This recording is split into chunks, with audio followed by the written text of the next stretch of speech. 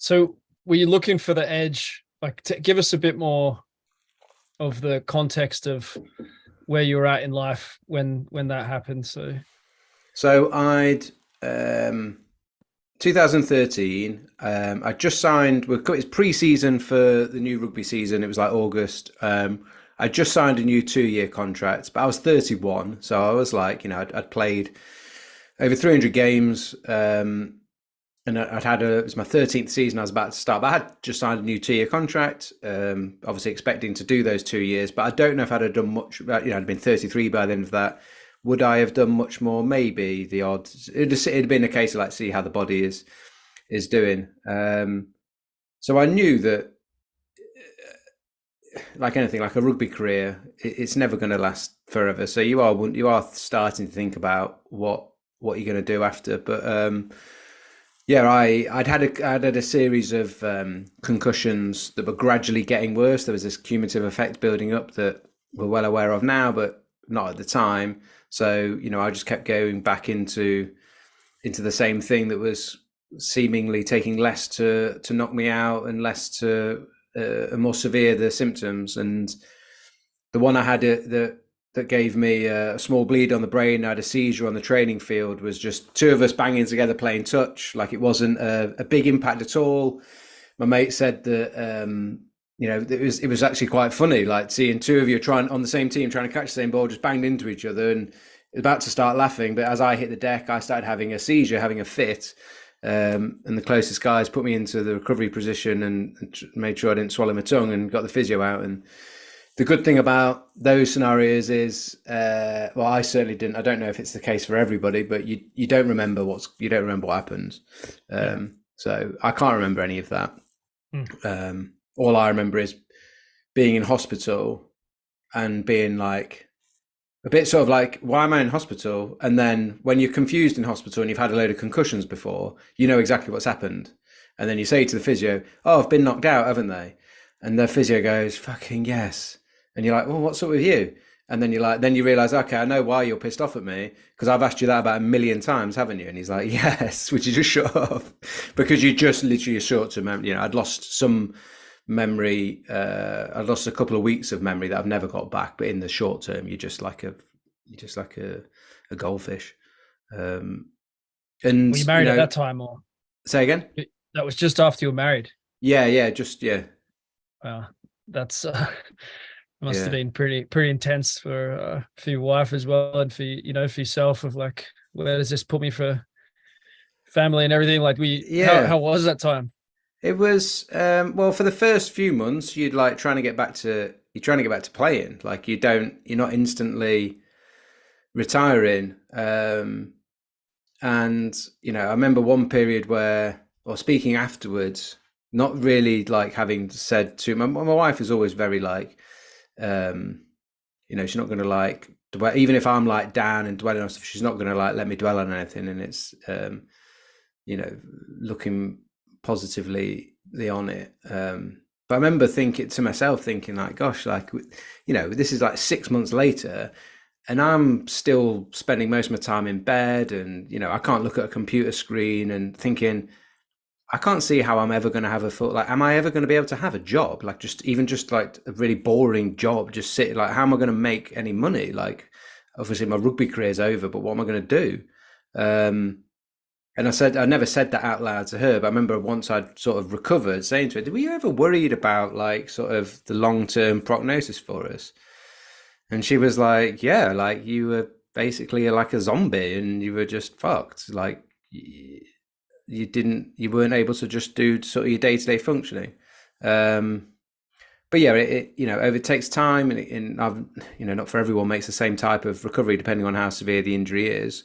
But it took a number of years before I came across the research linking brain injuries and like respiratory dysfunction, so affecting your brain, and that oxygen delivery, but also how your brain recovers, but how the breathing is really dynamically sort of changed. The result is it's been well studied for the last 60 years, unfortunately, not unfortunately, but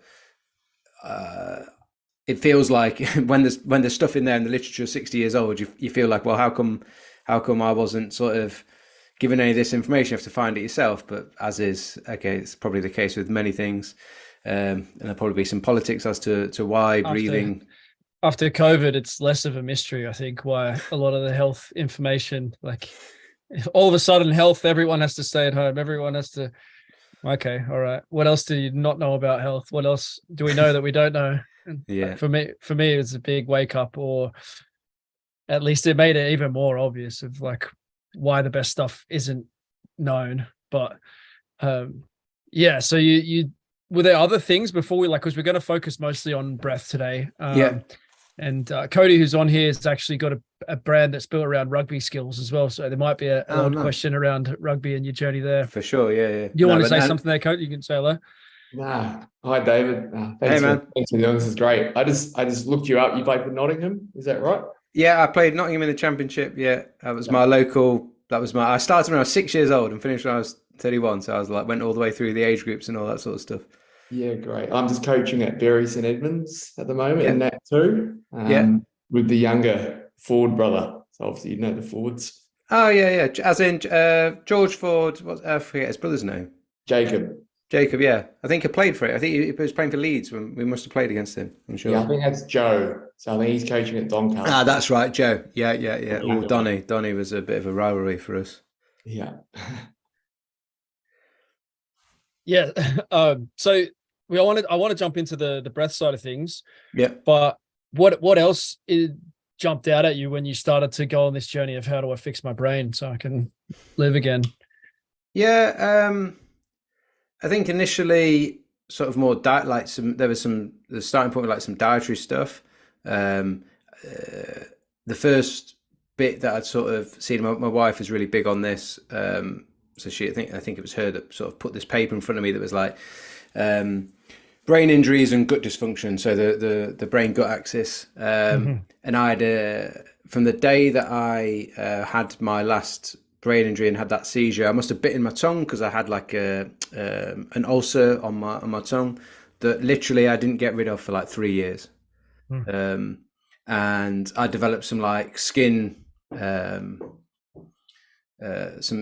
skin irritations and some skin issues that, again, like I'd never had before. And it seemed to be that my gut had been affected, and therefore like working on that was an aim. But I guess for whatever reason, that's like, I guess you like different things or whatever, and like my wife absolutely loves that like gut health stuff, and I'm like, yeah, and I get it, but I just like, I find it hard to be as good at it as someone like she is. But when I came across the breathing side of stuff, it was like some really like just this concept of being like, how have I never thought about how I breathe before?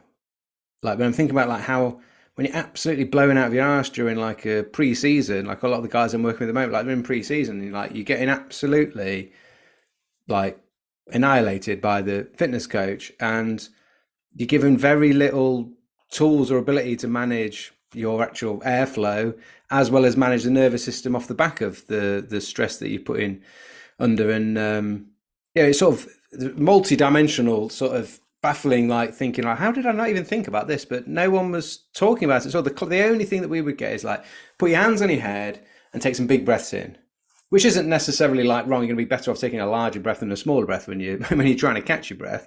But we didn't know anything about the role that CO2 plays. We didn't know anything about like the mechanics of breathing.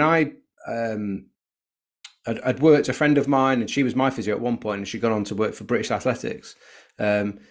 And I sat down with her and I said, she'd done the Oxyvantage training. And I sat down with her and said, like, how do I know if I'm breathing right? Like, I don't, like, you know, when you're at that point where you discover this stuff and you're like, what's it supposed to feel like? You know, if I'm thinking, like, am I doing bicep curls right? Take like a really simple exercise. Like, you can look in a mirror and you can check whether you get an idea of whether you think you're doing it right. But a movement pattern like breathing that's sort of a bit more hidden and underneath and a bit more intricate, but at the same time, it's automatic, adds that other dimension to it, that you're going like, this really basic thing that I've been doing all the time, like, I'm asking now, am I doing it right? It's I found it quite a weird question to ask myself, but I couldn't answer it and I couldn't put it down. I couldn't like just leave it to one side. I wanted to know. And when I'd seen this research about it being linked to the brain injury, I was like, well, I've had a brain injury, and I do want to do stuff to make sure that I don't, that I don't suffer later in life, because that's the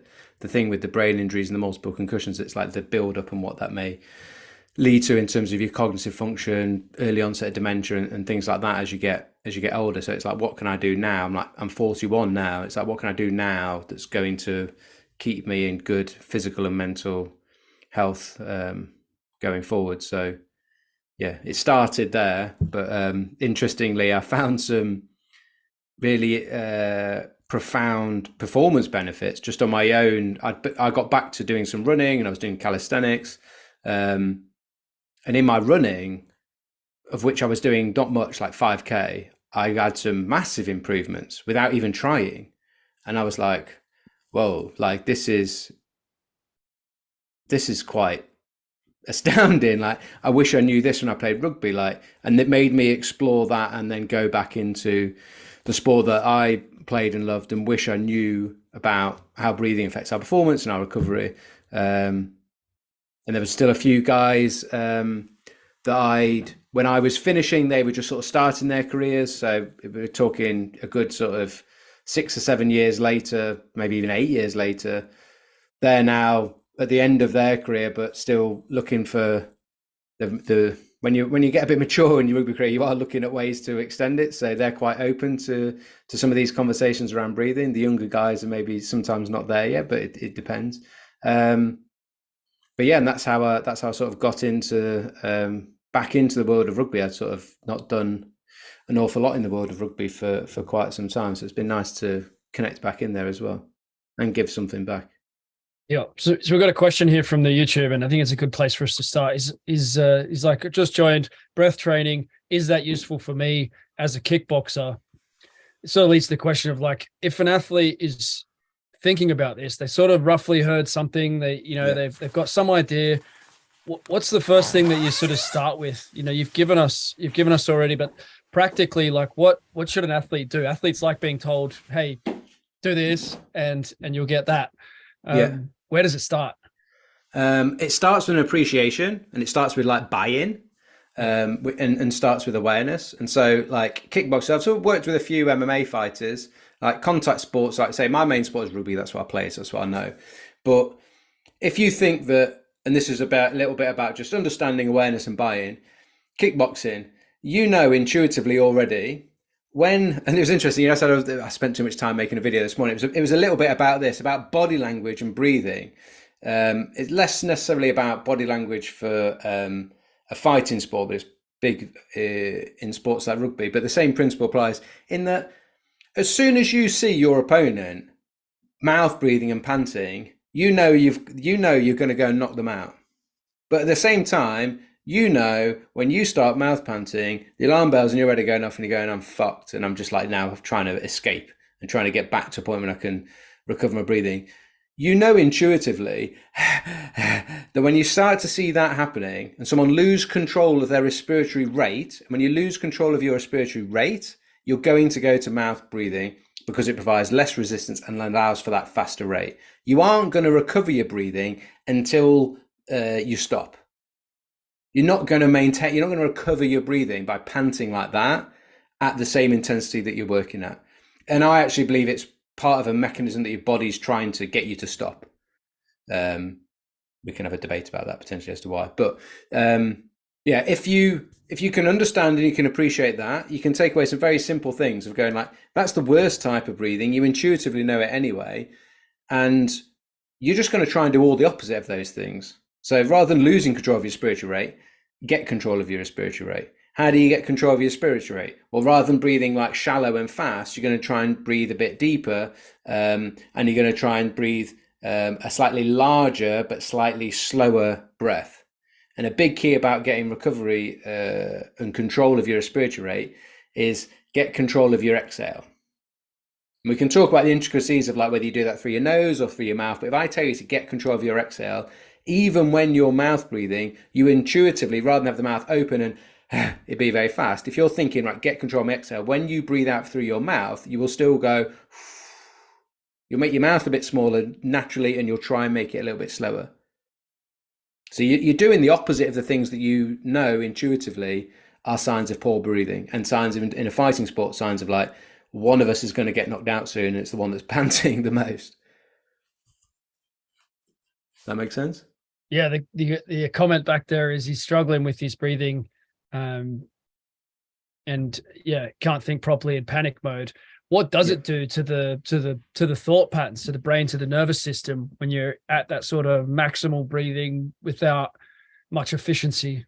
Yeah, so it's part of the fight or flight response.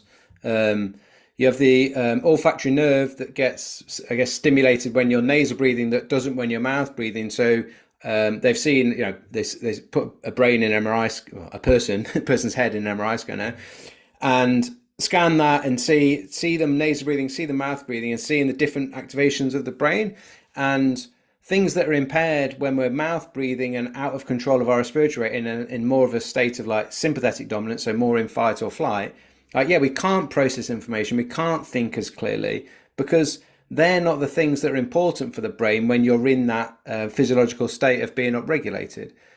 So it will affect your peripheral vision as well. That's a big one. So when you're mouth breathing like that, your vision narrows, and like part of that sympathetic tone, your vision narrows. And the other thing we know about contact sports, fighting sports, is you're most likely to get knocked out when you don't see the shot or the hit coming. So if my peripheral vision is narrowed, then I'm less likely to see the shot coming. And then when you don't see the shot coming, you don't brace for it. And that's what then is potentially making us more susceptible to being knocked out. You know, that totally happened. I was not expecting to get hit when I had my last one, and then you're not braced for it, and there you go. So yeah, peripheral vision, your ability to concentrate, your ability to process information, your ability to think calmly, massively affected by your breathing, which is directly impacting your, like, the nervous system and the breathing go hand in hand together. So looking back at your rugby, like was that a challenge for you, or were you really good at thinking on your feet under pressure, and when the game got tough, like what would you say for your own experience of that? So one thing that's interesting for me is that I wish I knew this stuff from a performance and a recovery perspective, yes, but also from a sort of managing nerves, managing nervous system, and making that flow state more accessible. So I was the type of player that when things went well for me and I got in my groove and I wasn't thinking, like, I could light the pitch up. Like I got a decent highlight reel of when it was good, but my low light reel is bad because if things didn't go well, I didn't have any tools to manage those thoughts that are coming in, and then also how like my nervous system, when I'm getting nervous, and you know, I didn't have tools to be able to help manage that. So for me, in terms of looking back, it's a great question. I think I would have been better prepared to be able to manage my arousal, manage my nerves, and have something to help me get into my flow state, rather than basically crossing my fingers and hoping, I hope the first touch I have of the ball or the first thing that I do goes well. Because if it goes well, like, then I'll get into my groove. Whereas I didn't have a way to get myself there on my own. What about before the game? If you knew what you know now, what sort of breath work might you do before the game, or would you have an emphasis on it?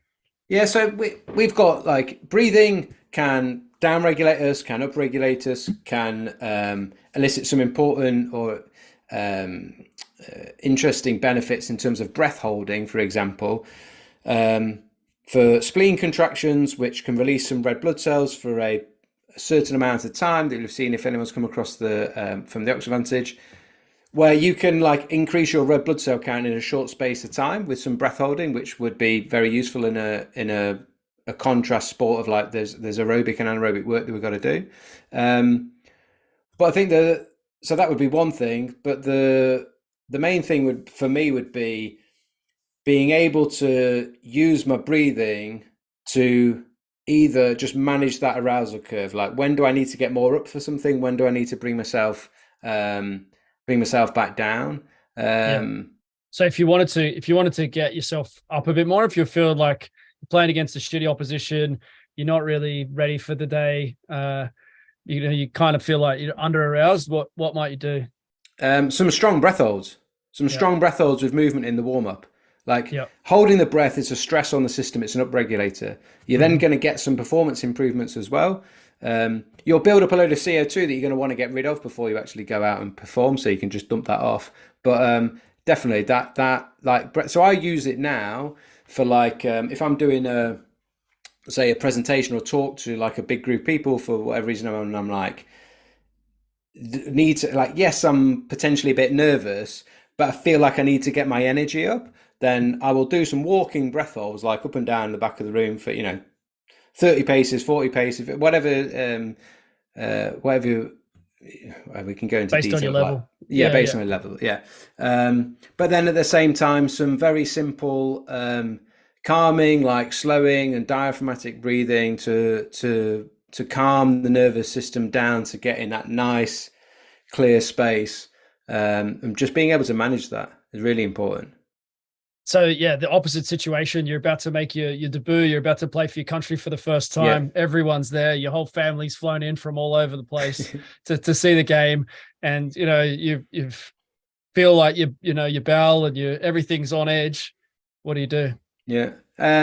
So nasal breathing, trying to connect to your diaphragm. It's likely that we'll get quite tense. When we get quite tense, like some of that flexion tone will like just keep your breathing quite high up. So trying to get the rib cage lower down, like expanding three-dimensionally, get your diaphragm pulling air into the lower portion of the lungs, so the breath can be a little bit slower, so it can be a bit calmer when it's a bit slower. Breathing that in and out through the nose, trying to listen to your breathing and make it a little bit quieter. If we're getting very nervous and very sort of anxious about whatever the thing could be, it doesn't have to be from a sporting context, then short little pauses can really help calm the nervous system. So there's an exercise we do where literally if someone's as severe as going to have a panic attack, like we would use this, but any times to help calm people down, where we just take 2 normal nasal breaths in and out, and at the end of the normal exhale, pause for just a few seconds. And depending on your ability to tolerate CO2, that pause can be 5 seconds or more, but just can start with just a couple of seconds, just to break up a faster respiratory rate and just to allow CO2 to accumulate, but just gently. So 2 breaths pause, 2 breaths pause, very calming for the nervous system. It gives your mind something to focus on that's very present moment as well, which is really important when we're getting nervous, say before a performance, and just get us in a better state. Love it. Some really good practical stuff for it's dead simple. The rugby lads. And who are you working with at the moment? Is it with Nottingham or? Well, no, I haven't been, but my old captain is now the head coach there. So I am actually going in a couple of weeks to go and do something there, but a bit more like a bit of a one-off workshop. But I work with one like Prem team here in the UK the last couple of years in a bit more of a consultancy role for them. Like I'm an S&C coach as well, and it's on the day-to-day ground. It's like the S&C coaches really that it should be or are implementing the day-to-day stuff. But I mainly work one-on-one with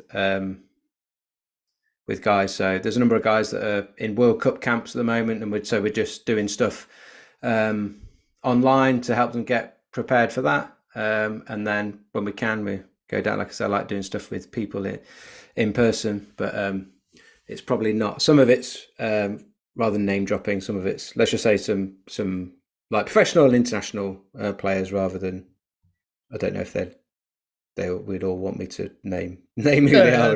You're good. Some of them are quite private. Yeah, I get that world. You're looking for a competitive edge and things like that, and it's not always the thing to talk about depending on who it is. But yeah, that's cool that you getting the chance to link up. It's sort of closing the loop a little bit, maybe, that you can help some of the current players to not go through or do better through things that you've been through. I think it's a good way to go. A lot of, if you're wanting to have a business, oftentimes the best business you can build is the one that you needed and that wasn't around. Yeah, yourself. And that's pretty much what you're doing there, which I think is good way to go. Most of the men that I work with, it's generally that, like, it's men who want to have a business that's based around something that they're really passionate about and they want to make a difference in the world. One of them is Dan DePauw. He used to work on fishing boats with his family business, and he felt like he was giving his life to something he didn't really want to give his life to. Right. And so he really got into his training in CrossFit, but he's really into the breath work and regulating the nervous system. Yeah. Did you want to share something there, Dan? Down in South Africa. Here we go. Yeah. How's the noise? I'm actually in the gym right now. So doing the expansion test right now. So I saw the link. I saw the link to the call, and I jumped on.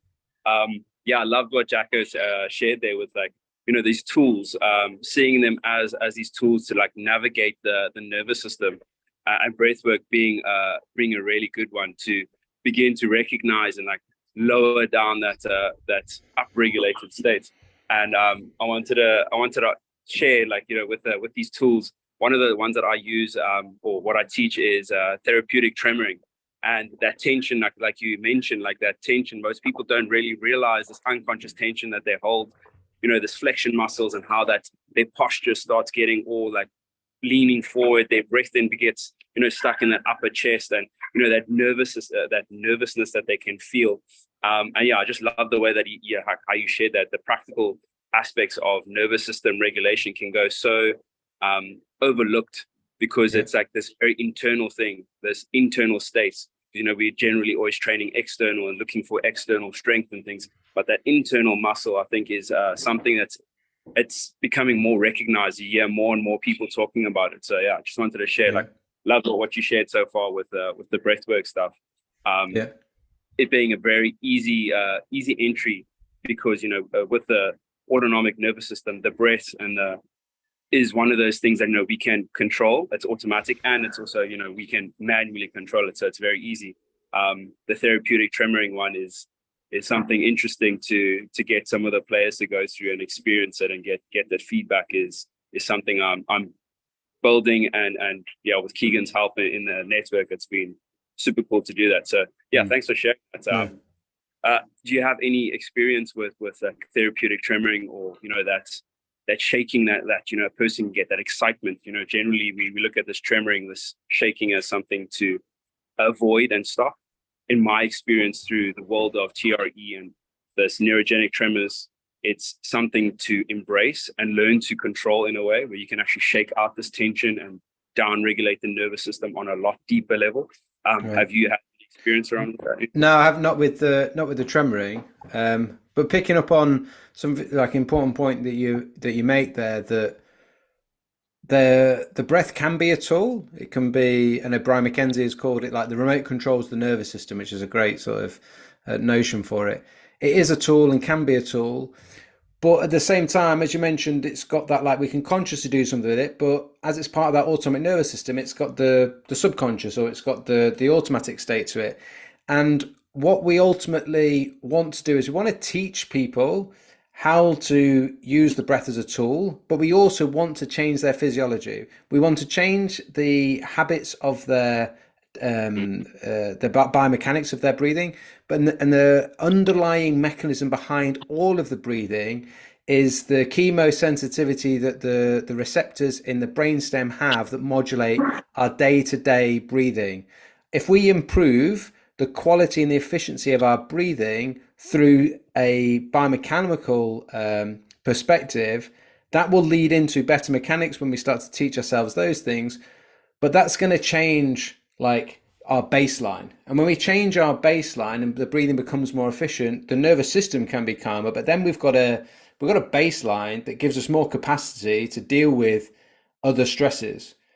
Breathing comes at a cost. Breathing, like, at high intensity, breathing can take up to 25% of our oxygen uptake, like, which is, I think, is a fascinating thing of, like, you have to breathe to get oxygen in, but the act of breathing is using up, potentially, when we're training hard, like, a quarter of what you're using. And so it comes, and even at rest, it's going to come, it takes energy, takes oxygen to make air come in. And it's a job for the body to do, just to stay alive. If we can reduce the amount it needs to do of that, because we become more efficient with it, because we've actually calmed or improved the tolerance of those chemoreceptors in the brainstem to carbon dioxide, then we get a better base foundation to our breathing, and that will actually give you greater capacity and more control over when you want to use the breath as a tool as well. Because I can teach someone the tools,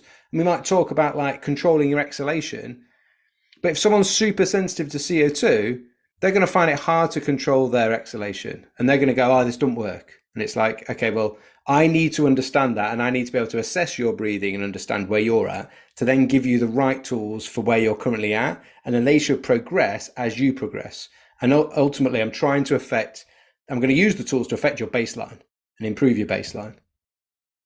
I think that in the world of breathing at the moment, there's not a lot of people that understand all dimensions of breathing: biomechanics, biochemistry, psychophysiological.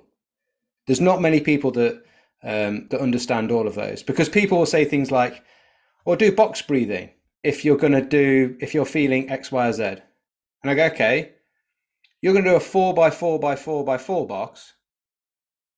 What is the mechanics of how you're doing that? What's the speed at which you're doing that? I'm not talking about the speed of like, it's obviously a 16-second breath, but how fast are you getting the air in and out is going to massively change what that is doing in terms of your oxygen and CO2 levels in the blood. And it's also going to massively change whether what state your nervous system is in. A lot of people will only understand that one parameter of like the speed of the breath or the rate of the breath. 4x4x4 box breathing. What if my inhale is like this?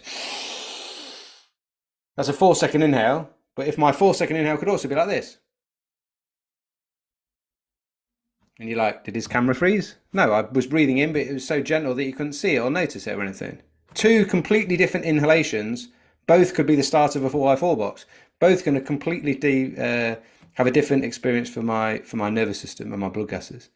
So sorry, that's a bit of a rant from me, but just because that's where the world of breathing's at, because it's automatic and because it's dead simple. Everything I teach is simple. The oversimplification is like, oh, actually, there's a lot of people that don't get it. And a lot of the time it comes from, generally speaking, if someone's been taught by the oxygen advantage, they will get all three of those elements, because that's what we teach. There's a lot of other things out there that sounds like me being a bit, but I'm just being honest. Oh, you're selling it hard, man. No, you're not. You know what I mean, though. No, it's a fascinating world. I started to get interested in it through Wim Hof. I think for a lot of us, that was sort of the introduction what is, because he got on Rogan and Tim Ferriss, and I'd probably roughly heard of it somewhere, but Wim's such a character that it grabs your attention and it makes you think about it. And then you do that Wim Hof method and you're like, wow, I haven't experienced something like that before. Weird. Like it's a big experience, 100%. It's my breathe. And I think for a lot of people, sorry to jump in, it's like, it's a great start for people to go, fucking hell, when you do something with your breathing, like my body feels different, like it's doing something. And that's 100%. And that's a lot of the time people eventually get to a point over different periods of time where they go, so what's actually going on? And then they want to find out. And what else could it do? Yeah. I kind of wanted to know if God existed, I was kind of like, that's what my interest with Wim Hof was. Like, I don't really want to do mushrooms and all this other wacky stuff that everyone keeps talking about, but I'd like to get some of what they're talking about. And I heard, I also heard about holotropic breathing. So I did some Wim Hof and then I did a holotropic breathing session. It's like 2 hours breathing as hard as you can. And you black out and you tense up, and it was an intense experience, and I can see why it was viewed as a therapy. So I'm a bit of a researcher, like I'm a natural explorer type. And I would have read, a lot of different books about breathing, like all the main kind of ones that everybody reads, and go down the different rabbit holes. And then I do like that it's so different when you speak to someone who's speaking about breathing from the perspective of, well, you can actually physically enlarge the rib cage and you can strengthen the diaphragm muscle. And there's that kind of conversation. And then there's the other conversation of you can heal past life trauma and go off with the fairies and do all this other stuff. And there's so much that you can potentially experience with breath that I think it is a very difficult thing for a coach, especially if they're a strength coach or they're a personal trainer, to get your head around all of what that's all about. I think sometimes it all does become a bit too hard. I like that Oxygen Advantage is a set of tools and an approach that, from my understanding, and I read the Oxygen Advantage book, when it first came out, was before he had all the courses and stuff. Or, I might have gone down that. Or something. Yeah, 2017, but from memory. And it was just off the back of, I'd just been to the Wim Hof event and whatnot. And I was like, oh, this is hard to deal with. Like, these are quite different things that they're talking about. And I got quite into Buteyko and looking at his research. And I did some work with a man named Misha Sakharov. And he's a Russian engineer who decided that the health system wasn't working that well. And he wanted to help people who the health system said, nothing's good for you. And he's really into the Buteyko method and meat-based diets, along with other elements to move in the lymphatic system and things. And very interesting man who's taken on people in cases where it's, when people have the courage to apply their system when it's really life or death, then that they believe in what they're doing. And I don't, he's a good man. He's got a big heart. So there are all these different ways that you can think about this and use it. Mostly it's that athletic perspective that coaches are interested in.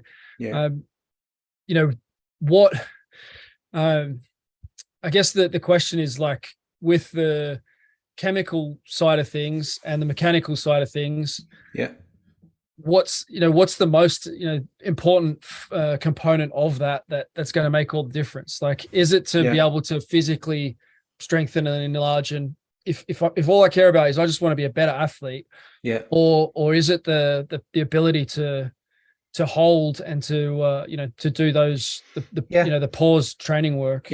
So it's a great question. I'll probably answer it in a couple of different ways, if that's all right, because it's multifaceted. In the biochemistry and the biomechanics, like, they interplay and affect one another.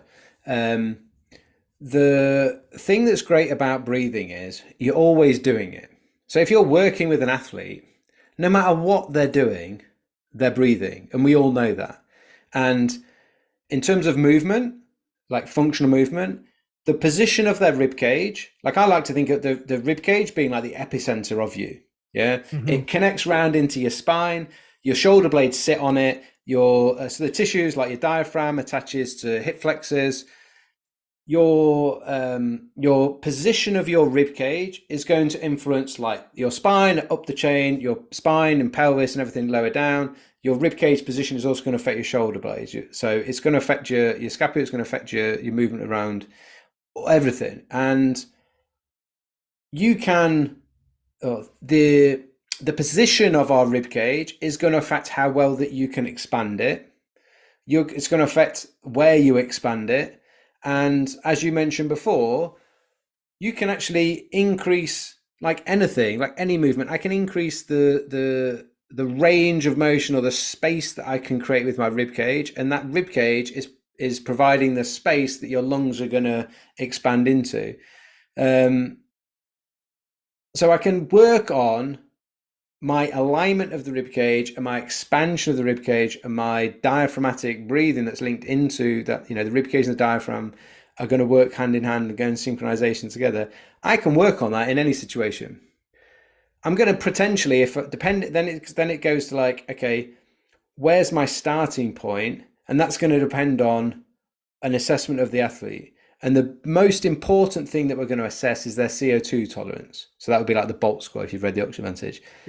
The lower that is, the more the focus needs to be on the biochemistry to start with. And we need to get them to a point with their CO2 tolerance where they can then start to play around and manage their breathing. If my CO2 tolerance is very low, my respiratory drive is going to be quite strong. I'm going to want to breathe fast. I'm not going to want to breathe low because it takes more time. It's a slower process. So depending on where my starting point is with the athlete, depends on how much I need to focus on the biochemistry as opposed to the mechanics. But I want to get to a point where we're actually working on both those two things together. And whatever it is that you're doing, you can always work on the mechanics and you can always work on the CO2 tolerance, because you can manipulate either through holding the breath or manipulate by breathing a little bit less in terms of total volume of air than your body naturally wants to when you're doing a particular movement or training session. But saying within all of that, we want to get an athlete to a point where we change their automatic, we change their baseline, and we give them tools that they start to just use by habit and intuitively, so that when my rugby guys are on the field, I don't want them thinking about breathing. When there's a stoppage in play and they've got 20 seconds to recover their breathing, they might use something we've taught them, but we want to get it just habitual, just a natural part of how they do things. And the way that we get to that point is, it's got to work. Like, the stuff we do with them has got to work, and they've got to feel the difference. And when I said, coming all the way back around to talking about buy-in at the beginning when we were talking about kickboxing, like, we've got to get buy-in, and we've got to teach them stuff for where they're at. This is where we need to individuate it, but for where they're at, that lets them go, right, this works, this is helping me, I'm therefore going to want to use it. And then it's, as they progress, they get more access to more stuff. Makes sense. So I've had the chance to work with a couple of guys like yourself from the Southern Hemisphere. I'm been involved in the rugby world. I don't know if you know any of my story, but I used to work in rugby league as well. I worked with London Broncos actually in nice. England, and Catalan Dragons in France in the Super League. Yeah.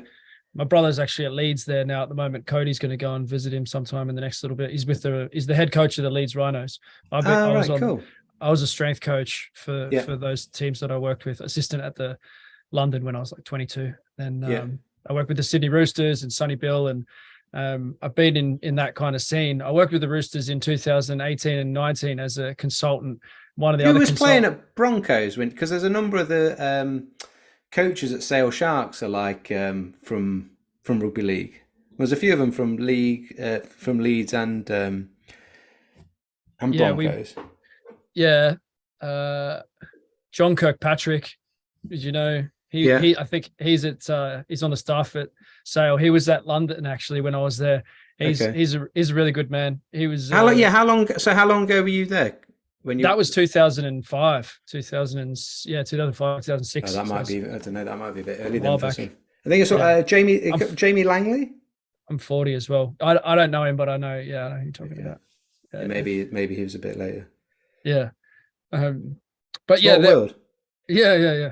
No, I'm sure we'd have quite a few mutual acquaintances. I didn't know as much of your rugby background either. I've been following your breast stuff for quite a while. It's funny to hear you got that story. My father was a rugby league coach. My uncle actually has coached England in rugby league as well, Tony Smith. Right. So I've got a rugby league family. Yeah. I did a little bit with some union guys here and there, mostly through Sonny Bill so in 2018, 2019, I consulted with the Roosters again, the City Roosters, and they had a breath consultant, Nam Baldwin. It was more than just breath, but he also does some imagery stuff and important work. But they did some really interesting breath stuff at that stage with like really thinking about like strengthening the diaphragm as a muscle. Yeah. So it was something that was done pretty much every training day. It's sort of like that yogic how to clean out your nose deal of like pulsing the diaphragm, and you get like a lactic acid type burn in the diaphragm because you're working it really hard. I don't know. Have you played around with any of that style of work? Yeah, well, so when we're doing strong breath holding, we'll get multiple contractions of the diaphragm. So you're getting that. Like those pulses of the diaphragm it's more like it can't move because you're not letting any air in and out when you're holding the breath. So it's very much an isometric. Very good for people at the start when they're not well, let's say, connected to the diaphragm. Like, some people you start with are a guy, he's top guy in the bleeding world, and he's like, he's not sure if he's feeling his diaphragm or not, and he give him some things to do, and it's like at the start, he's like 3 weeks in, and he can feel his diaphragm, and he knows what it is, and it's working. But at the start, it was like, I don't really know if I can feel like everyone can do this now. Like you can feel your diaphragm. Whether if you connect, it's a good little test, but you can equally use it. If you just take a normal breath in and out, pinch the nose, and try and breathe in. If you put your hand down below where your two lower ribs meet, just below the sternum where your diaphragms are touching. If I try and breathe in, I'll show you. Yeah. You'll feel that diaphragm pulse. If you're not normally recruiting your diaphragm very well, you'll feel your upper chest like try and draw that air in. But we should be the act of trying to breathe in whilst holding my breath should isometrically contract the diaphragm, and you're going to feel it pulse. So that's like so the diaphragm is like our main inhalation muscle. When we're talking about breathing, I see so many guys where they can't exhale well. Some of it's like rib cage positioning. We're stuck in some extension patterns, and we don't access the back portion of the posterior rib cage very well, and for a whole host of reasons and whatnot. But they can't get the ribs down and in, and they can't get the air out without flexing the spine. And we're actually like weak in those exhalation muscles. So one of the things that we use when someone starts to get a bit more advanced is I've got one here, look, sports mask that provides resistance to inhalation and exhalation musculature. Like there's a tiny little, it's got a I'm going to show you. So it's got like a slide. You can see like if I move out the way slightly, let's see. And then the setting, it's like just this little pinprick to breathe through. Like I'm like a bit of a knob. So when I first got it, I just chucked it on. I was like low or high. I was like high, and just went out for a run. And I was like literally after about 200 meters, like feeling like I'm going to have a panic attack, because you feel like you can't get enough air in, but your real trouble is you can't get enough of the CO2 out. And the higher levels of CO2 for anyone will reach a point where it will trigger a panic attack, and nearly got there. And the other thing that does is the CO2 that you are breathing out pulls within the mask. So you rebreathe some of the CO2, and carbon dioxide in the normal air that we breathe is about 0.04%. And the exhalation, your CO2 will have about 4%. So it goes up by 100 times. Rebreathing some of your exhaled air is going to expose you to higher levels of CO2, which is going to help you with your CO2 tolerance.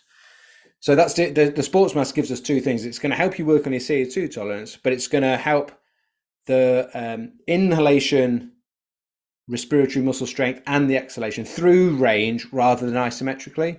So that's something that there's a reasonable amount of research on using them as part of a warm-up. Like the research that's been mainly done on it is like, if you use like a respiratory muscle strength training like mask like that for 5 minutes in a warm-up, does it improve my performance later on? Like as in, use it in the warm-up, then the session I'm about to do. And that's fine, but equally I'm interested in like building someone's strength of those muscles like I would any strength of any muscles in a sort of training or gym strength environment. Like I want to train them, I want to build them, I want to have ways to progressively overload it so they get better at it. But before we do things like that, it needs to be building the strength through a good movement pattern. So we need to have good positioning and alignment of the rib cage. We need to have good articulation of the rib cage and the movement of the diaphragm before we want to start loading up, rather than just getting good at a bad breathing pattern that you've already developed or got. If that makes sense. I can't remember what the question was. Sorry. Well, I started with talking about the diaphragm strength, and you took So it into the exhale strength as well as the inhale strength, which I think is really and that's just great. Isometric. Like the pulsing from holding the breath and doing it is very good for activation. And there's going to be some strengthening, but you're not taking through any range. His isn't. It's breathing. You're actually breathing with it, but it's not breathing through a big change in volume because it's fast. It's like a. Okay. And if you really focus on doing it from your pass the tissues around at the start if needed, and then it's like, all right, let's go for it. And they'll do intervals of that, and it's something that's different, but Nam's had some really good results with athletes, and it was something different that I think helped with the buy-in from the perspective of like you can actually feel that muscle burn. And there's that I think it gives you that diaphragm awareness of what it feels like to have lactic acid in my diaphragm, as if the same way it would in your legs when you squat really hard and heavy. Speaking of squatting hard and heavy, we've been doing we do challenges, and I mean I can call it stupid because I come up with it, but the idea with the training system that I have and that we do in Uncommon Success is mostly around the experiences and how you deal with the challenge. And at least a big part of it is the goal is that it transfers over to other things that you want to do in your life. Like anyone can train, but is it actually making your life better? So one of the ones that we did is just a real toughness challenge is 40 kilos on the bar. Every 3 seconds you do a squat until you don't want to squat anymore. And, you decide when you're done. And so I did it and I got 110 and I was like, wow, that was an experience. And then, like, I think I scared the people here where I'm, in the village. They're like, oh, what's he done to himself? And, like I was pretty buckled. We had Victor Yasinski here, who is a world-class rower. He's pushed to be on the Serbian team. He almost went to the Olympics. His father was an Olympian. He did the same challenge. He nose breathed the whole way through it. Eventually he got slow, but I was mouth breathing after, I don't know, like 20 reps. Like with that sort of challenge, like what would optimal breathing look like and what impact is it going to have on the reps?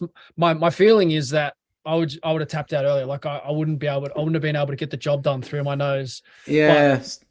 Great question. Cause it depends on like anything, depending on your starting point, you're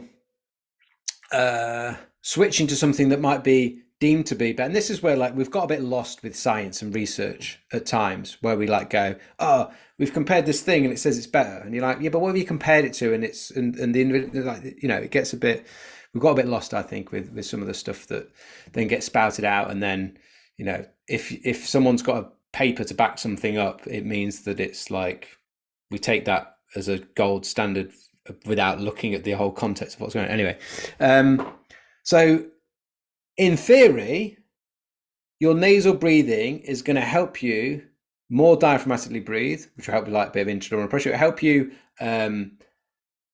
stay in control of your respiratory rate, and it will help you control your blood gases a little bit better. When you're mouth breathing, you're going to get a little bit more upregulated, and you're going to get rid of CO2 at a faster rate. When you start getting rid of CO2 at a faster rate than is optimal, you're going to start reducing circulation, because CO2 is a vasodilator, and it's also a catalyst that allows oxygen to be released from hemoglobin, from red blood cells. So we have this like sweet spot where as an increase in CO2 that you can manage is good for circulation, for oxygen delivery. Too much is going to be cause you to have a problem. Depending on what your CO2 tolerance is like, you may or may not, at the current state, be able to manage a task like that, nasal breathing. If you work on your capacity to nasal breathe and your capacity to tolerate CO2, from all those dimensions, psychophysiological as well as biochemical and biomechanical, because of how you feel like you're getting on and how you feel like you're getting gassed out, then yeah, you would in theory do better once you've adapted and done some training, be able to manage that better nasally. Mm-hmm. But this is where I made this mistake a lot myself at the start. This is where then what I've just said there, someone can hear just the nasal versus mouth and go like nasal good, mouth bad, and it being as black and white as that. Look, I can nasal breathe really badly, mechanically badly, in terms of speed badly. It's part of the answer, and it's a huge part of it, and plays a nice role within all of it. And there's loads of amazing benefits that nasal breathing provides for us, but don't see it as the only thing. It's like the top of the chain. Like there's a load of stuff going on beneath it that's going to impact it. I like that top of the chain. Sense. Yeah, that makes sense. That it's the nose is just part of the story. It's not, or the mouth. It's either way, it's still not the full story. There's a lot more going on with the mechanics that you've been talking about, with the diaphragm, the exhale muscles, the rib cage, positioning, capacity, all those things. But we look for black and white answers, don't we? And it's like, this isn't a play on this guy, but I'll just say it just as an example. Like if someone goes, oh, Huberman said I should nasal breathe, then everyone goes, fucking I need to nasal breathe. And it's like, it's not that he's saying something that's wrong. This is not me calling him out or anything dramatic like that. But it's just a good example where, a lot of people listen to what he says for good reason. He knows what he's talking about. But they're not able to take it into their own context of going like, for some people, depending on where their CO2 tolerance is like and how bad their mechanics are, how what their psychological relationship is like with air hunger, they literally nasal breathe whilst walking and they will feel stressed. So nasal breathing for them right there and then, even though it is going to be better for them, but right there and then in the instance, it isn't. And what we need to do is we need to give them ways to like gradually calm the nervous system down, change their psychological perception with what air hunger is, it's CO2, not oxygen being low, and give them some tools to actually be able to change that. And over time, they're going to get to a place where, yes, nasal breathing is how you should breathe for the majority of your life. Most people can get up to 85% of their max efforts, nasal breathing. Whether you want like everything, I could do everything now, and this isn't me going, oh man, look at me, but I could do everything now nasally. But I don't, I mean, because I do like some super high intensity stuff, holding my breath as well, and then try to regain my breathing. Like so, yeah. But that's because I've invested time in that for various different reasons. I'm exploring stuff. I'm trying to experiment and all that sort of stuff. And is that necessary for everyone I work with? And is that necessary for everyone in their sport? No. But what is necessary is for people to know how to manage their respiratory rate. That's probably like the number one thing. And then because we can apply and give you tools for any type of sport for that to be done well. And if I can just give like one other thing to that is like, then getting back to nasal should be a priority.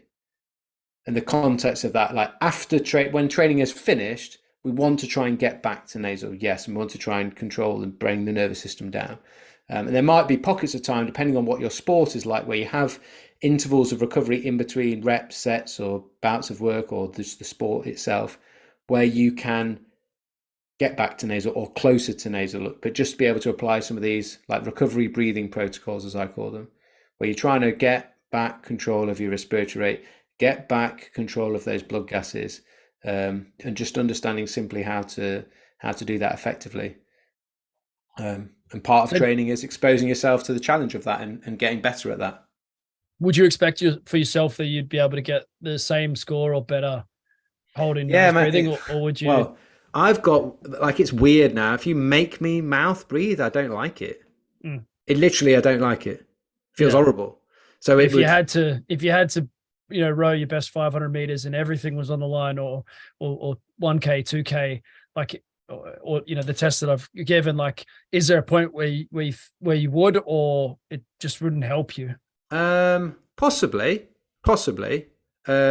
I haven't necessarily tested it out. So an example I could give you, when I first started trying to implement some of the techniques from the Oxyvantage, I was like, right, I'm going out nasal breathing on a run. I get like 50 meters down my road and there's like snot pouring into my mouth. And I'm like, this is horrendous. Like, this isn't better. This is way worse. But I understood why you should be able to jog nasal breathing. So I kept my pace low and I worked on it for many, many weeks.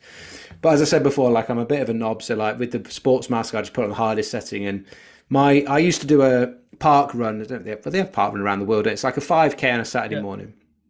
So my training for park run was go to park run. That was it. During the week, I was doing pure calisthenics, nothing else.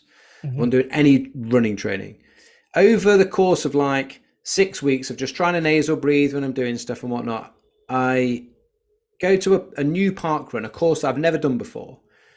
And I'm running and I start nasal breathing and it gets to the point where like I can't manage the nasal breathing. Like I just go hard and I'm like just trying to get I tried to get a PB every time I went. That was basically, but I did no right to because I did no training. Anyway. So I set off and I don't know after how long, kilometer goes and I'm like, I'm struggling to nasal breathe now.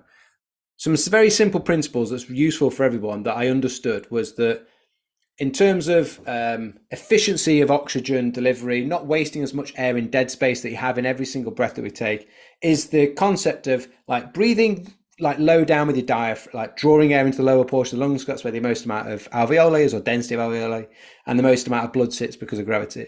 And taking larger breaths, but slightly slower as a principle. Rather than fast and short, it's like deep, but expand and just try to breathe a little bit slower, but larger than you would want to.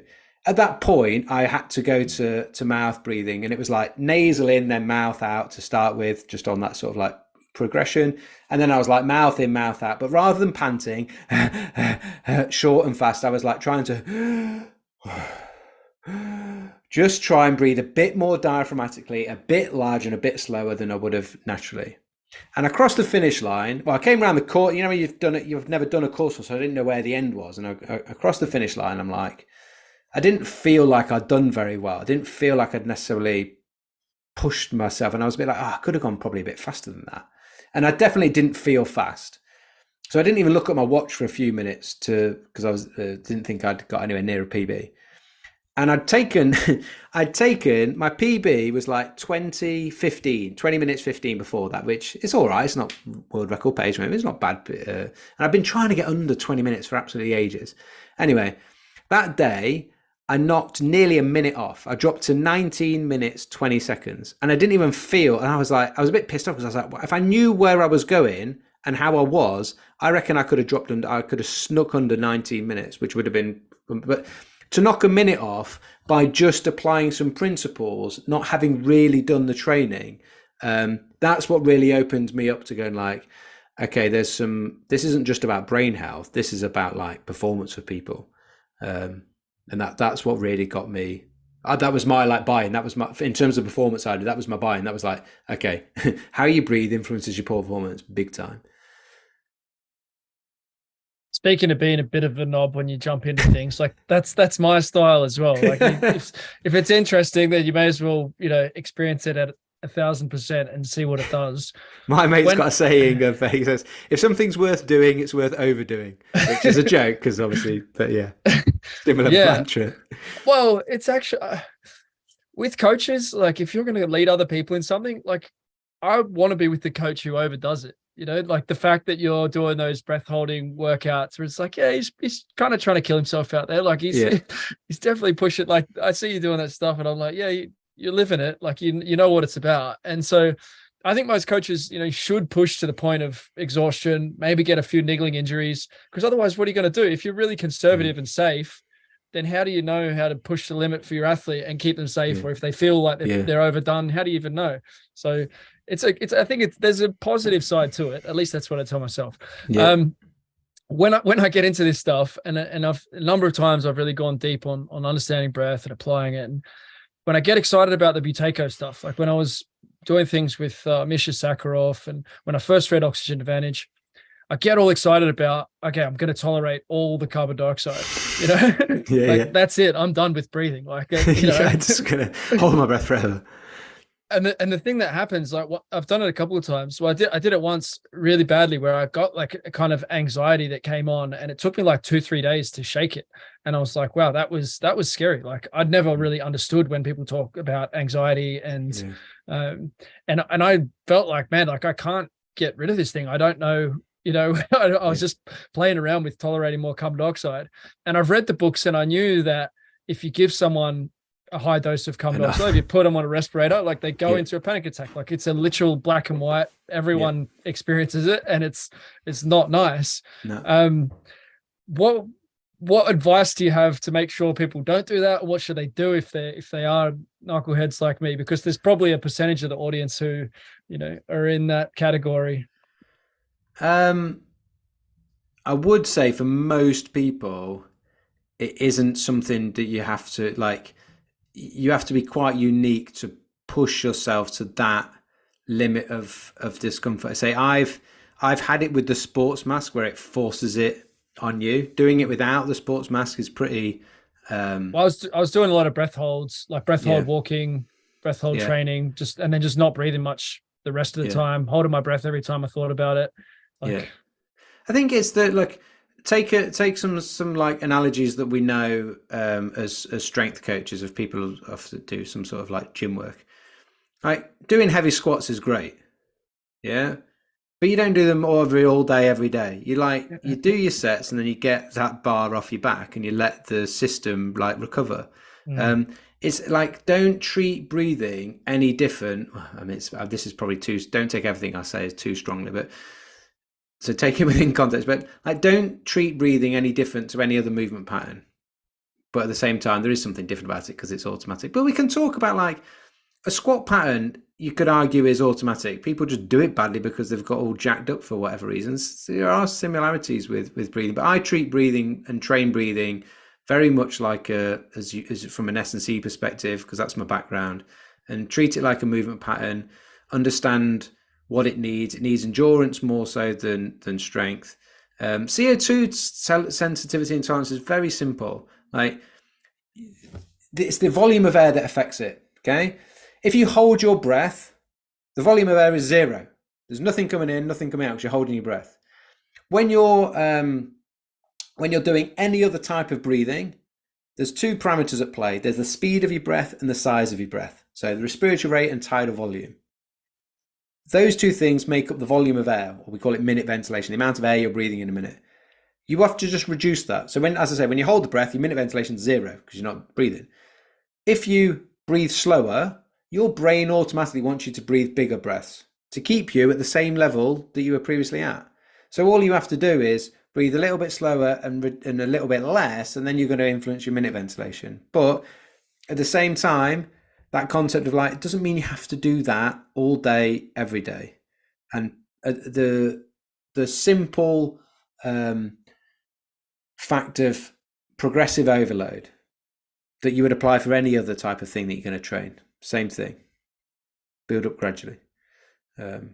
My hypothesis is that there's something with the vasodilation where if you push that and you're triggering that stress response a bunch of times, that maybe you release stuff in your body as well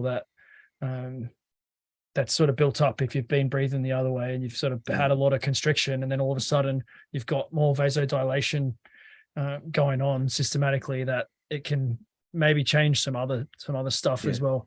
Because I think the gut, So it's also worth mentioning that like those 2 scenarios, like the breath holding and the like reduced breathing or breathing light, the breath holding when it's like done strongly is a stressor, whereas the breathing light, which is very gentle, very calming, is like a down reg. You can have it as a down regulator. So you've got those 2 pedals. You've got the accelerator and you've got the brake. So you can work on your CO2 tolerance in a less stressful way or a more stressful way, depending on the tool that you're choosing to do. I think one of the best things, that breathing has done for me, is teach me about my body and my nervous system and how I feel, rather than just like, hey, Jacko, how are you doing? Oh, I'm all right. Like, as in, no, like, what's your nervous system saying? Because you listen to your breathing, even just as something as simple as just counting how many breaths you're taking in a minute, will tell you whether you're like agitated or regulated or not. Feeling where you're breathing will tell you a bit about how your nervous system is wanting you to breathe. You can measure your heart rate variability with it, but equally you can actually just sit still for a minute and pay attention to your breathing, and you'll learn quite a lot about yourself. What sort of breathing rates do you see often when you start with an athlete that hasn't had a focus on this? Yeah, like 18, 20 breaths per minute is normal. And I'm talking like good professional athletes. Yeah. And if I'm running 50-minute 10K, that's the speed I'm breathing at when I'm running a 50-minute 10K. And they say that to them and they go, you just let it sit, you just let that sink in, and they go, fucking hell. And you're like, yeah, you're sat there like you're running, but you're not. Like, so where's your capacity for, so we're going to bring that down. And you see it with them. You can do one session with someone where you do some breathing to just calm them down a little bit, give them some cues to be more efficient and bring the nervous system down. It's like, how do you feel now? Like, and retake, okay, I feel way more relaxed. I feel calmer. I don't feel agitated. And I'm breathing naturally. I'm breathing a bit slower now. Yeah, exactly. Because it will respond quickly. 1 minute of breathing, whether good or bad, the respiratory centers in the brainstem that are sensitive to those chemical changes brought on mainly by CO2 with effect on pH of the blood, they respond within 1 minute. So you don't have to do a lot. Makes sense. Have you played around with the Heart Math Institute stuff and their heart rate variability?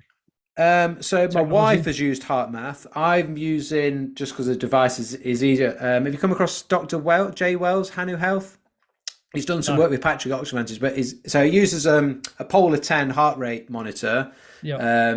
and it's the hardware like in the app that then gives you real-time feedback rather than say Whoop or Aura that gives you like an average. Give you some real-time feedback, which is great when I'm working with a client in person, where we can put it on and we can do a couple of different like down regulating breathing practices and see which one the nervous system right there and then is responding to the most, to just make it a little bit more individualized for them. Which what's it called again? So it's called Hanu Health, HANU Health. Hanu Health. And you connected with them? Yeah, Jay Wells, Dr. Jay Wells, guy in America.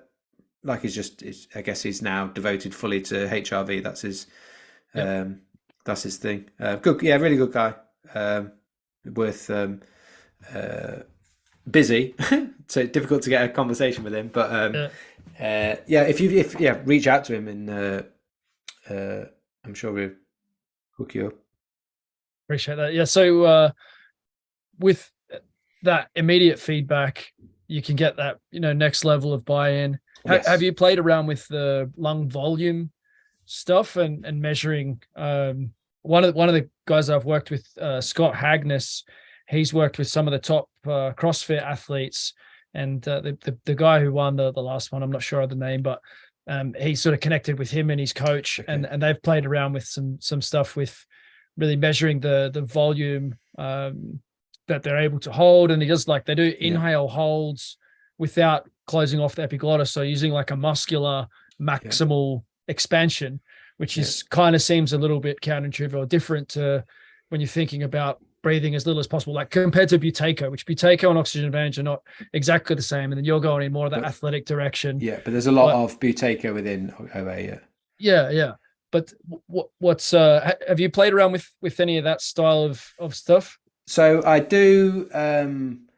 I've really, I guess some of this stuff, like you say from the start, like it's your own desire to explore things a little bit. So like mobility of the rib cage and how that affects the rest of my body and how it feels has been something that I've enjoyed looking into and exploring. And not only then how that how the movement around the rest of the body feels, or like range that you can create very quickly within literally a few breaths. You'll change thoracic rotation, for example, because of how the rib cage is articulating. It's going to affect how the spine articulates because they connect together.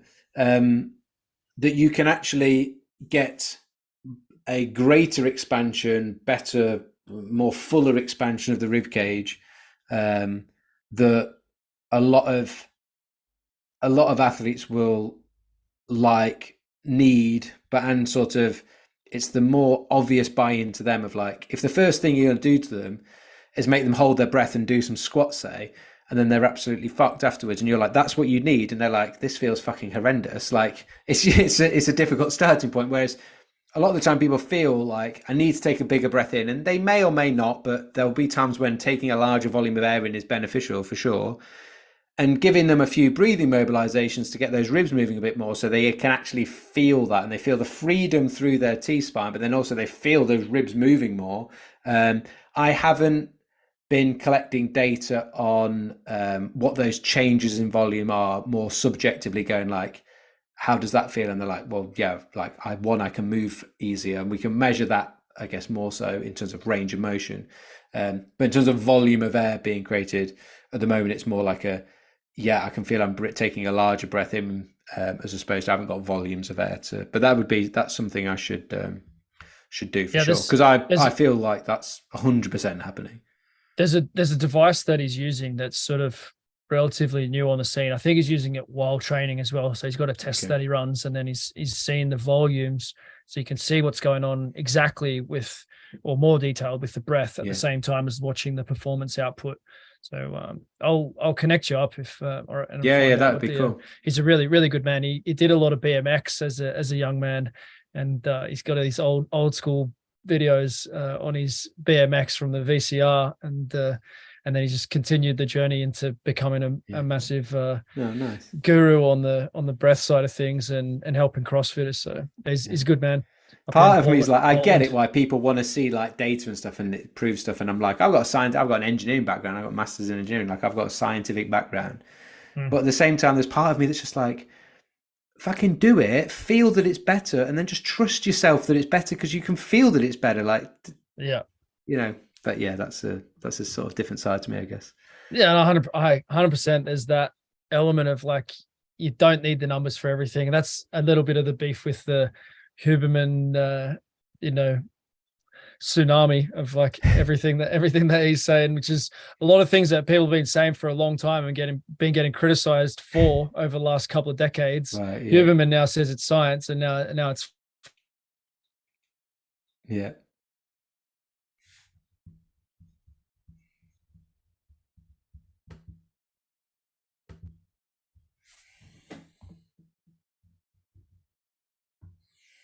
Oh, he froze up. Has he froze up on it? Is it me? Have I froze or has he froze? Yeah, I think he froze. Yeah, he froze, definitely. That makes me feel, I'm normally worried. It's like, oh no, am I? Yeah, how have you found the conversation?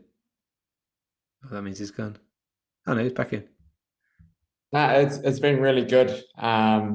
I've probably noticed breathing come into the game of rugby probably the last 5 years. Yeah. Obviously done a lot of reading on what the All Blacks did, especially like Rich McCaw, and whenever they conceded points, there'd be 2 breaths. Like, it was always something they did, and it's something that it's always been part of the teams I've played for, but we kind of didn't know why we did it. Yeah. And I felt like it worked. Maybe you concede 1 try, yes, it works, but then you concede 4 tries and then you go away from it. So it was like sticking to that process of it. Really important. Thanks for jumping in there. So you welcome froze. to continue the conversation. Yeah, I dropped off the face of the planet. It just disconnected for some reason, the hotspot. But yeah, we've been into a lot of stuff there. I really appreciate the conversation. I do have one more thing, because I like numbers, right? As a strength coach, it's often about numbers, and with the teams that I worked with, I figured if the numbers were better, then we were probably a pretty good chance of beating some of the other ones. So I put an emphasis on improving the numbers. And I worked with the Sydney Roosters in 2013. We weren't predicted to make the finals. Trent Robinson came in as the head coach, rookie sort of coach. He'd had 2 years in France where he'd done well, but he came in and it was sort of like, okay, this is a caretaker role. And, next year it's going to be a high profile coach, the coach from Melbourne. And this is just a 1 year thing. So from the get-go, I don't know whether that was true or not. That was just the hype in the media. But from the get-go, it was like, all right, we're gonna throw everything at this and see what we can come up with, because otherwise we're only going to be in here for a year. We end up winning the regular season. We won the grand final, set an all-time record for 0 scorelines for opposing teams, and it couldn't have been better. We won the World Club, the Club Challenge, the club championship as well, like the juniors, the 20s. And I went in there and I coached the 20s to start with, and then I was big squad and all that. But the big thing, and the thing I would say for coaches, is like numbers. Put your numbers up and hold players accountable to improving. Now, the quality of the movement, so don't worry about the numbers that other teams have. But if your numbers are getting better with the quality that you want to see, then you're getting somewhere. With breath, the bolt score for me with competitive men is like, I kind of like the number, but I don't really trust you to measure your own bolt score and tell me what your bolt score is.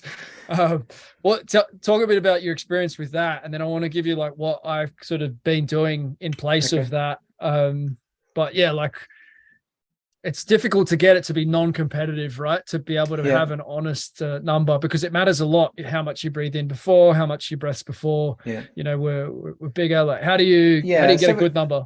Yeah, so we're trying to, I go back to like what we got taught in science at school when you're like 13. It's like, how do you make a fair test? You got all these variables and you're trying to like just test one thing. So you're trying to keep as many variables the same. So some obvious ones are like, we do it first thing in the morning, not at random times throughout the day. It'll be different. Like, yes, you can tell me yours is better in the afternoon, but I don't care. I care immensely about your bolt score. But what I'm interested in is, what is it consistently at the same time in the morning?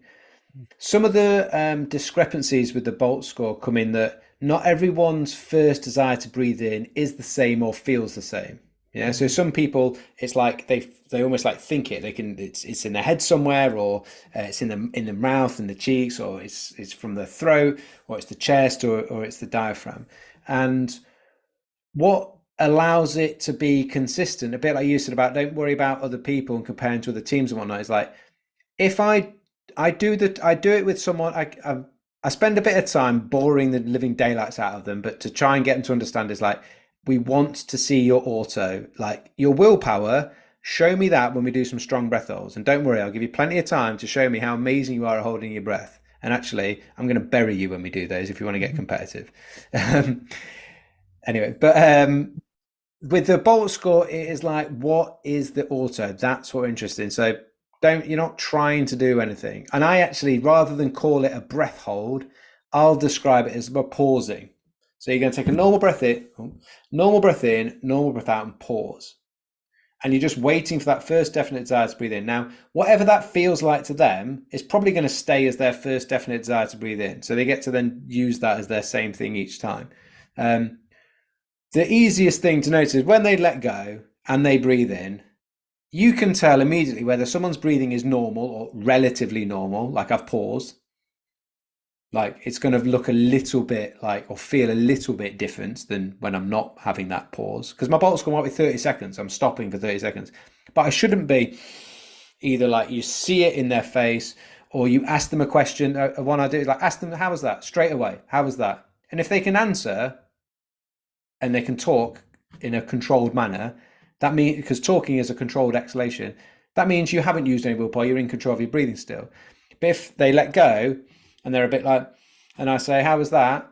And then they don't want to say anything for a bit because they know if they go open their mouth, they're going to go, like, then you know that we've took it on a bit. Now, people get their knickers in a twist a little bit when we're speaking with coaches when they do it. Like, you know, if I'm mentoring or teaching the certification as I do to other instructors, where they're like, you know, it was 15, but I don't know because their breathing was a bit like that. I'm like, okay, well, if it was 15, it's not 30 and it ain't 5. You know, you're in the ballpark. You might be a few seconds either side, and then you can have a little break and get them to do it again and just reiterate, but you're in the ballpark.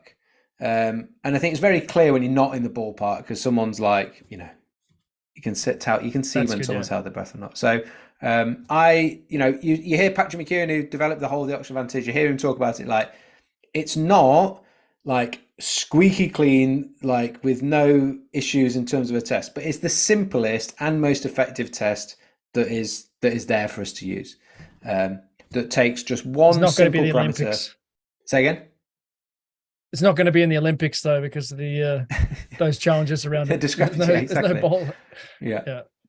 That's cool. I like that. Gives you an idea, and you're in the ballpark, and that's valuable. One version that could be in the Olympics that I sort of played around with, and it's like just playing around with a lot of breath stuff and games like you say. I've played around with like 5-second inhale, and you're allowed to inhale as deeply as you want, and then you have a 15-second, or you have the same duration of exhale and hold before you inhale again, and you have to do 10 cycles.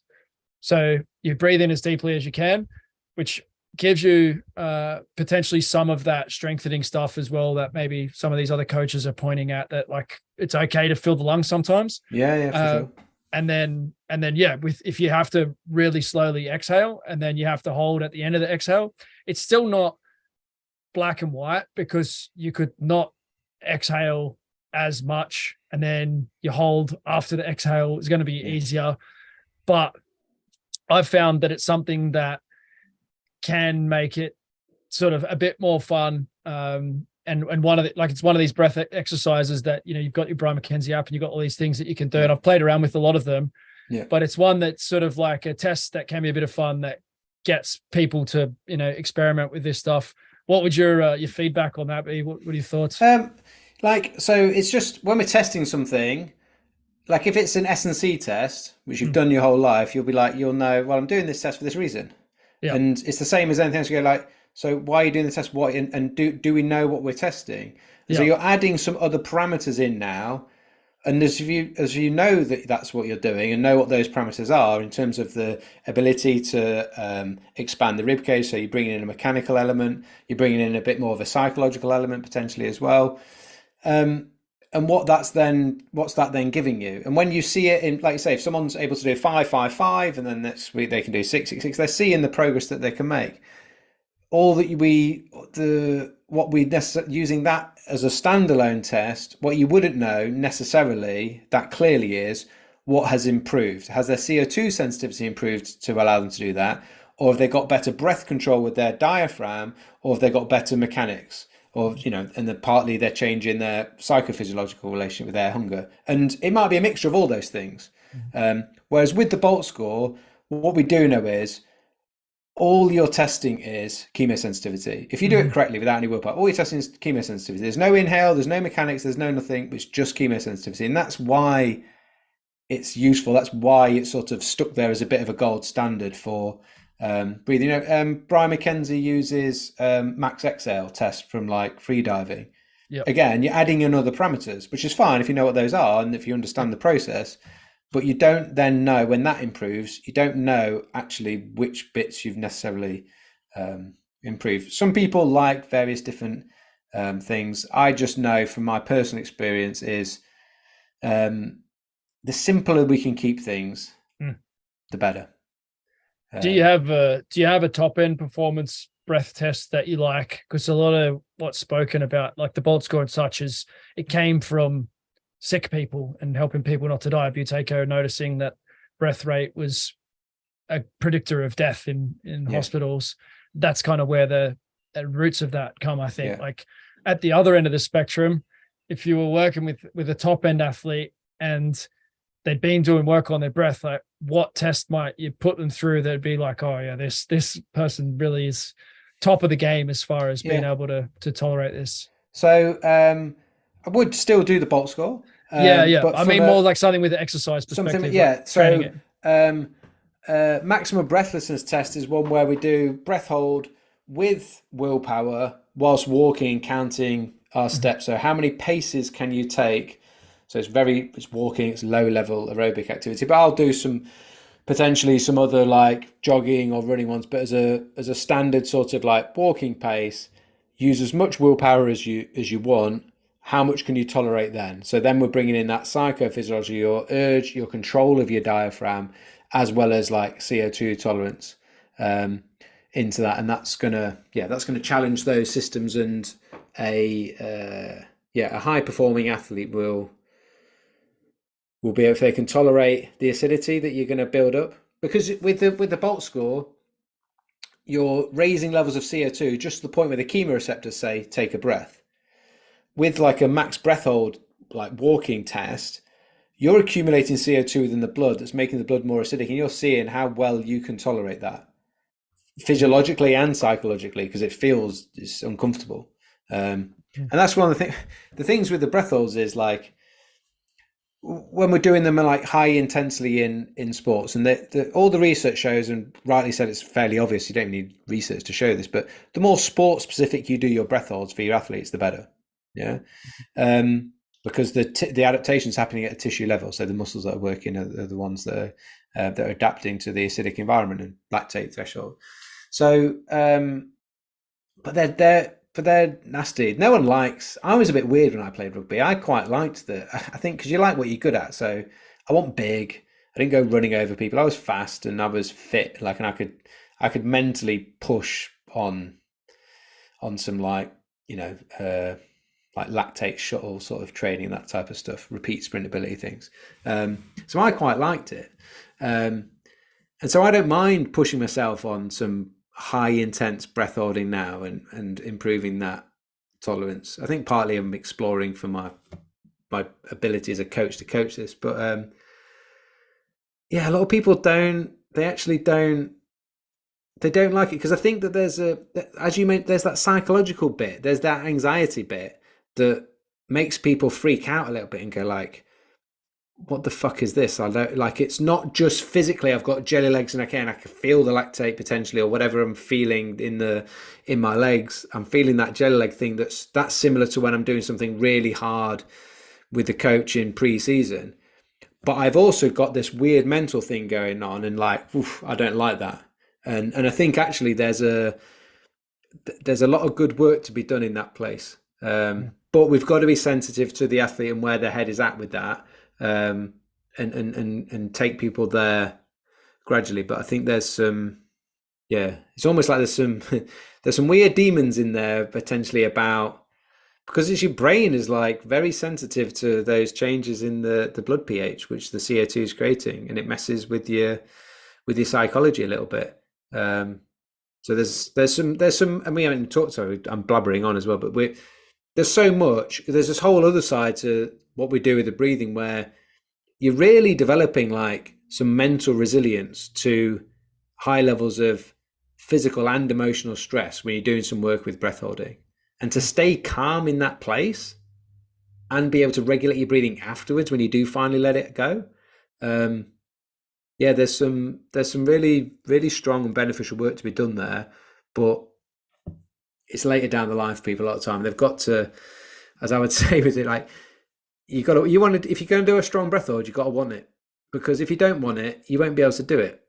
It's just, it sounds like obvious, but it's sort of this weird thing. It's as simple as that. And I'll have days like, if you said, now, right, go and show me what's the max breath hold you could do. Depending on what mental state I'm in, like if I've just had a massive barney with the wife, I ain't going to be able to hold my breath very long. And you're like, well, why is that? Because your CO2 sensitivity hasn't changed. Yeah, because my psychology and my state my nervous system in is massively going to affect that. And then you start going like, okay, so actually, if it affects that, my sort of psychological and physiological state of my mind and my nervous system when I'm playing a sport like rugby, well, that's going to affect that. You're saying that's going to affect my respiratory drive. Well, yeah, of course it is, because we can see it in as simple as scenario as like when I've had a barney with my missus. So the stress of like an international rugby game and pressure and all these things that's going on in our head around those scenarios, like, yeah, that's all going to affect your nervous system, and the nervous system is going to affect your breathing and literally your respiratory drive. You know, it's nice to come onto that towards it like now, because everything else we talk about with breathing, when we're talking about biochemistry and breathing, like responsive respiratory drive, we're always talking about CO2. Yeah. But there's this other bit to it. And if you jump in an ice bath, you notice it. Your breathing goes crazy in an ice bath, not because there's loads of CO2 in the ice bath, but because your nervous system response is being shown through your breathing. There's some value to working on that, but it's nasty and people don't want to do it. So I'm searching for the guys that want to do it. I like the weirdos that are like, fuck yeah, let's get after this. When you're doing that work, the interesting thing about it is it doesn't have that same physiological cost of, you know, some of the other types of training that you might do to toughen up an athlete. Like it's another tool for a coach to use, or for a team to use. They're not using it. They're not using it. It's still, it's going to come. It can't not. And I'm doing my little bit, infiltrating the international rugby world gradually, but they're not using it. And it's so simple. I just seen like a thing on Instagram. Like, it's interesting now, like when I played, there was no social media at the start and all that sort of stuff. So, but now you get to see what people are doing, and you see, like, I think it was Northampton Saints. It was like, oh, what crazy like training they're doing in pre-season. And like, I can't help but not just like observe what the breathing is like when you're doing it. And you like go exactly what you've just said there. Like, you need to do some stuff that's redlining physically, but at the same time, I could probably give those guys the higher levels of like lactate through half the effort of the physical activity, but make them hold the breath. And we're going to get like some psychological work done at the same time. There's definitely a place for it in sports like rugby, like definitely. And I'm not entirely sure as to why there isn't the uptake. I don't know whether people just don't quite know about it. I don't know. It's an interesting one as to why. I'm presenting in 2 weeks' time at the UK Strength and Conditioning Conference in Nottingham, which will be the first time they've had anyone talking about breathing in a strength and conditioning conference, which I'm slightly intimidated by as well as excited by, to try and present this in a way to get people to strength coaches and conditioning coaches to be like, okay, yeah, we could implement, or at least think about, how are we actually training the respiratory system as part of our conditioning work. Do you ever zoom out and think, like, we've invested all this money and effort in all this technology, and we've got Facebook and Zoom and Twitter and all this stuff that we can do now. We can fly around the world, and it's left to people like yourself, and there's Noam Baldwin, and Nigel Beach is another one who's on this breathing crusade. Nigel's amazing guy. We met at the Wim Hof event in Australia. We've Okay, stayed in touch since then. We were speaking recently when I was in Vanuatu, but does it not seem a bit bonkers that something that's, Buteyko had his research sort of quite clear quite a while back that, hey, this is an important factor in health. It's clear that it's an important factor in performance.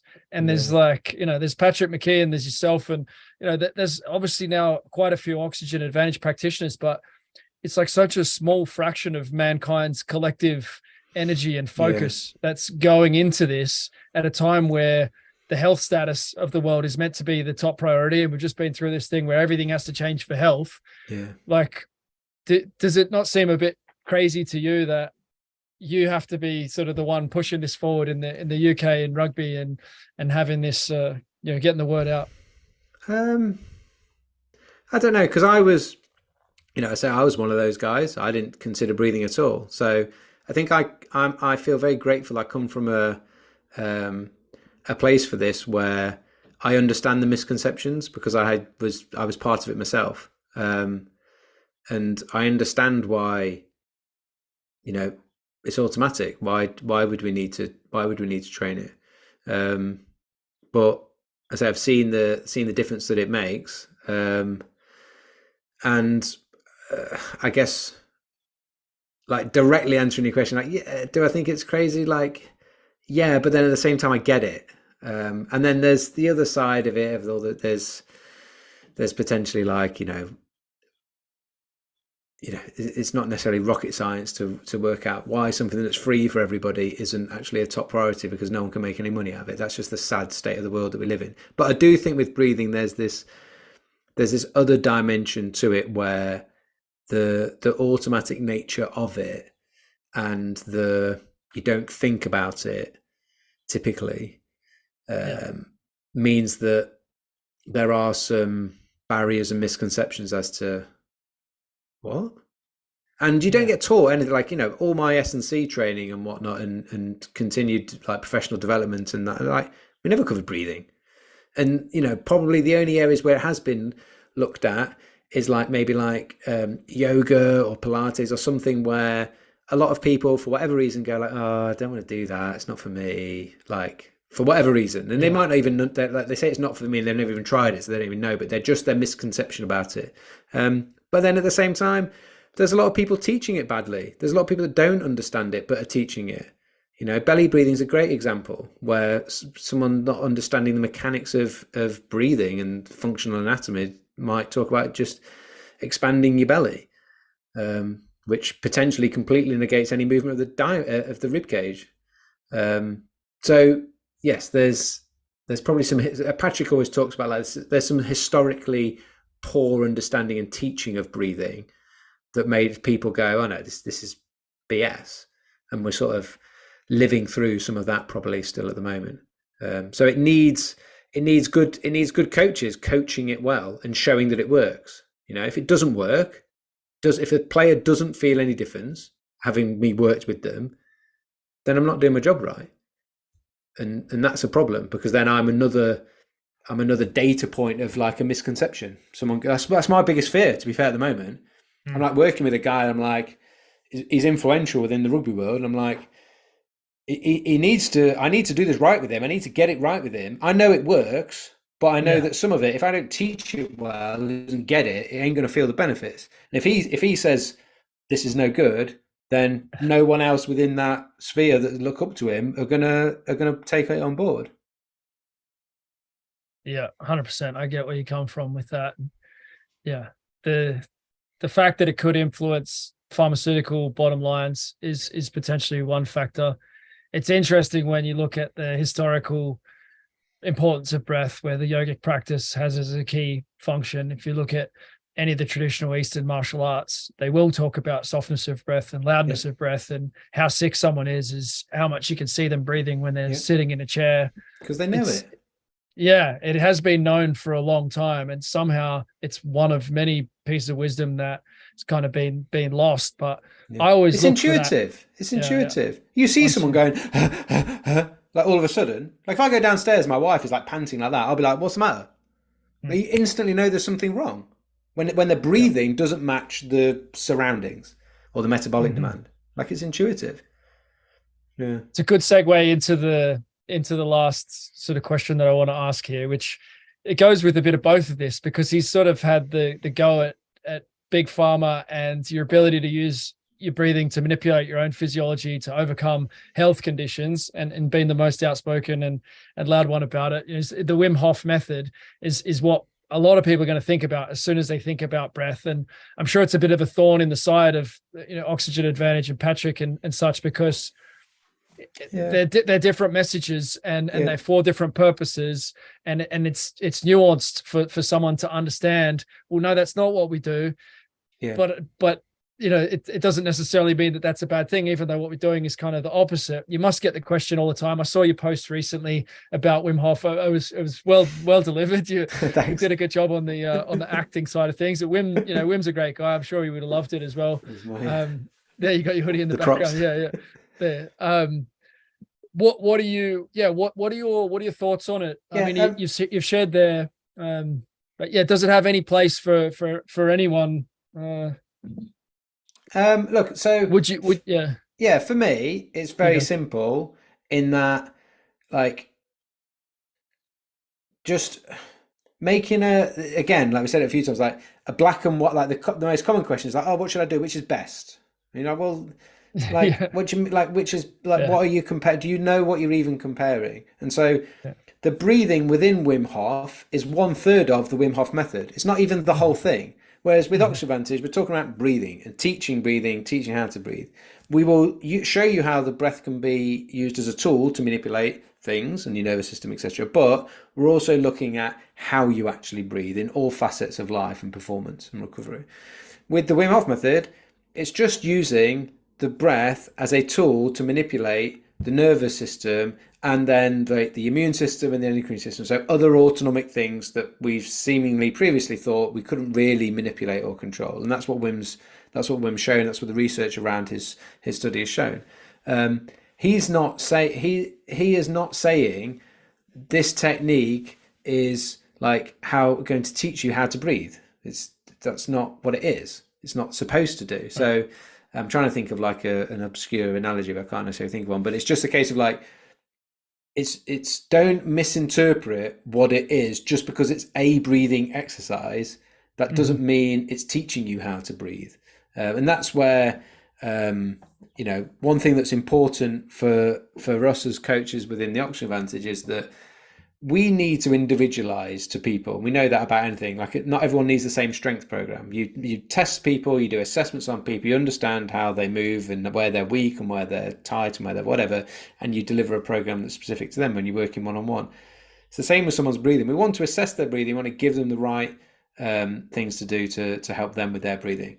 And, the Wim Hof method, the breathing part of it, which is 1/3 of it, is one breathing technique that may or may not be appropriate for somebody. That's sort of my simple and rational stance on it. I'm not saying something's good or bad or different. Like a good example is I had she's at the World Cup at the moment, a female soccer player, female footballer, who she started off doing the Wim Hof method, and she'd had chronic fatigue and it was helping. She said, it's helping me. I was like, great. Like, I'm not going to tell you to stop doing it.